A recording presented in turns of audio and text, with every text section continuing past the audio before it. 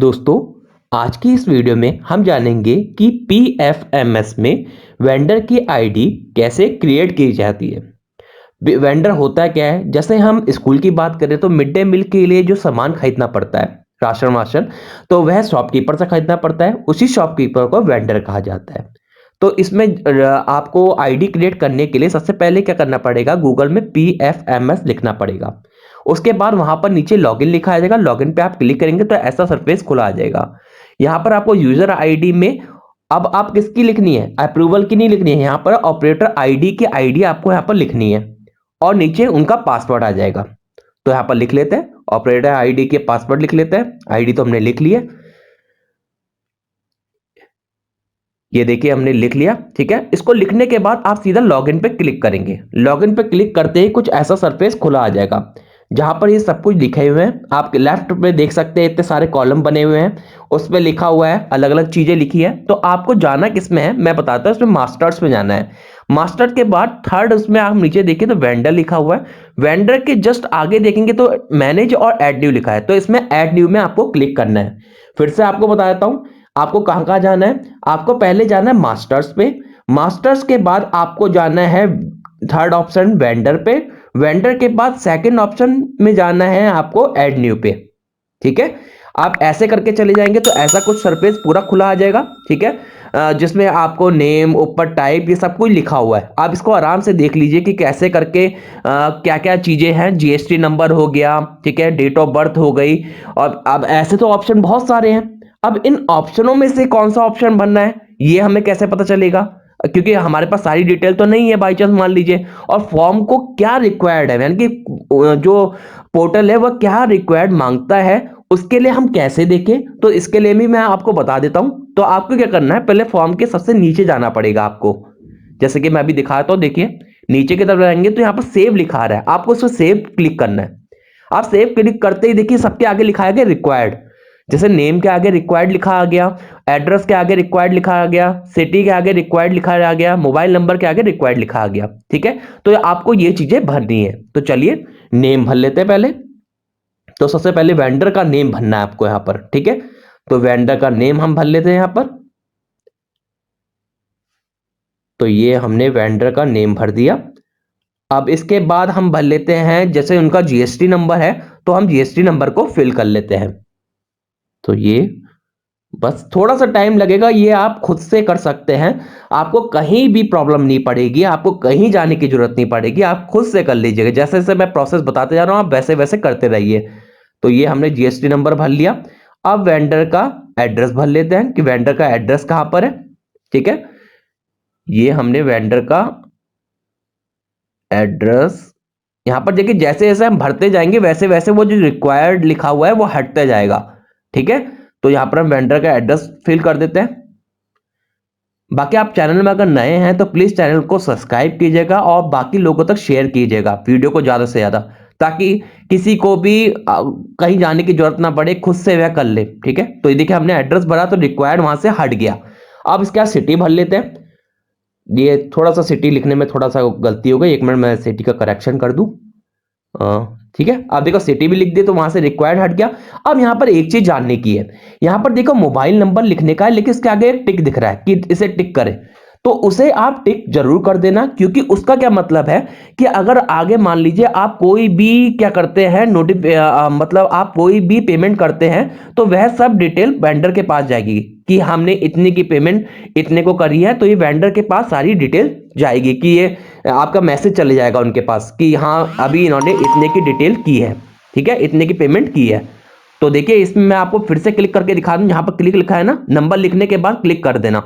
Click करते ही देखो कैसा सरफेस खुला आ जाएगा, यहां लिखा आ जाएगा। ठीक है, यहां लिखा आ गया कि ये जो है अब वेंडर के पास कोई भी नोटिफिकेशन नहीं जाएगा।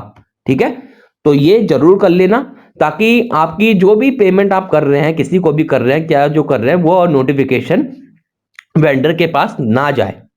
और अगर आप चाहते हैं कि वेंडर के पास जाए, वो कोई दिक्कत नहीं है, तो आप वहां पर क्लिक को हटा सकते हैं।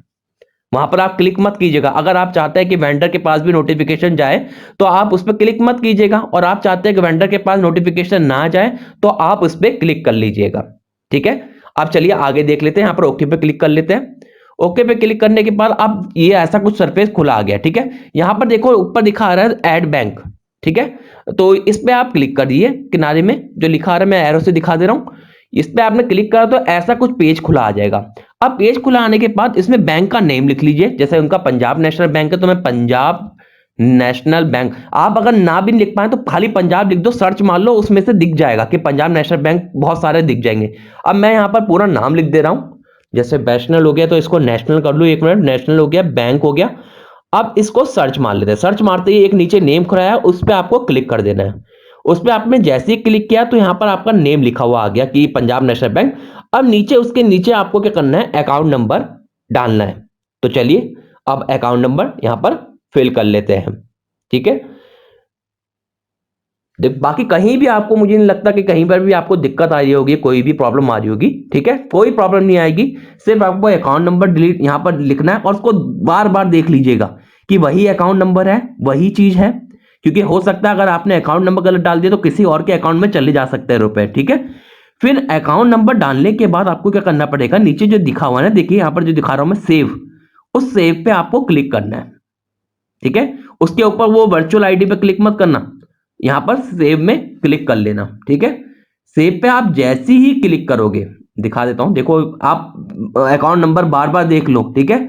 उसके बाद आप क्या करोगे, सेव पे क्लिक करोगे, ठीक है, नीचे की तरफ जो लिखा हुआ है इस पे क्लिक करते ही क्या होगा, आपके सामने नया खुला आएगा पेज, ठीक है। उसमें क्या करना होगा, देखो नीचे की तरफ देखो ये आ गया, इसमें लिखा है डिटेल आ गई आपकी कि ये ऐसे करके एक्टिव है, ठीक है।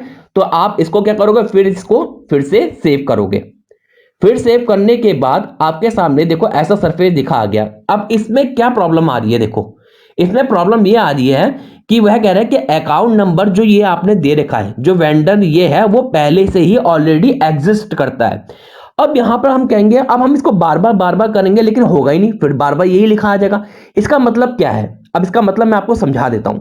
इसका मतलब ये है कि मान लीजिए दो स्कूल है लेकिन शॉपकीपर एक ही है, दुकान वाला एक ही है। तो मान लीजिए ए स्कूल ने क्या करा कि पहले से ही उसको इनरोल कर दिया, उसको यहां पर पीएफएमएस के आईडी में पहले से ही इनरोल कर दिया, पहले से ही उसकी आईडी बना दी, ठीक है। तो अब दूसरा वाला बी स्कूल उसी की आईडी फिर से बना रहा होगा, तो क्या आ रहा है कि ये आईडी पहले से बनी हुई है, ये आईडी किसी स्कूल वाले ने पहले से बना दी है।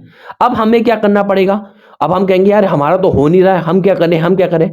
तो इसके लिए क्या करना होता है, इसके लिए आपको अब उस आईडी के साथ अपने आप को जोड़ना होगा। जो आईडी पहले से बन चुकी है उस आईडी के साथ अपने आप को जोड़ना होगा। ये उससे क्या कहते हैं, उसे कहते हैं मैप करना, ठीक है। तो ये अकाउंट जो बना हुआ है, जो आईडी किसी स्कूल ने पहले से ही ये अकाउंट की डिटेल डालकर बना दी थी, अब हमें उस अकाउंट के साथ मैप करना होगा, यानी कि उसके साथ जुड़ना होगा। अब ये कैसे होगा, ये मैं आपको अगली वीडियो में बताऊंगा, ठीक है। तो आप चैनल में जाकर प्लेलिस्ट में जाकर पीएफएमएस की आईडी वहां लिखी होगी, उसमें जाकर देखिए, तो उसमें यही आएगा कि अगली जो मैं वीडियो बनाऊंगा उसमें ये दिख जाएगा कि वेंडर के साथ मैप कैसे करें, ठीक है। भाई कहीं प्रॉब्लम नहीं आएगी, अगर आपको बिल्कुल प्रॉब्लम आती है तो मुझे कमेंट कर देना, मैं कोई ना कोई सॉल्यूशन आपके सामने ले आऊंगा। बाकी चैनल को प्लीज लाइक शेयर और सब्सक्राइब जरूर कीजिएगा। Thank you.